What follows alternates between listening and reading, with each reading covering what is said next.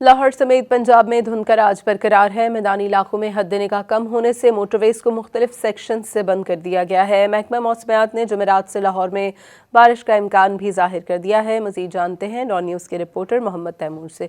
जी Taimur.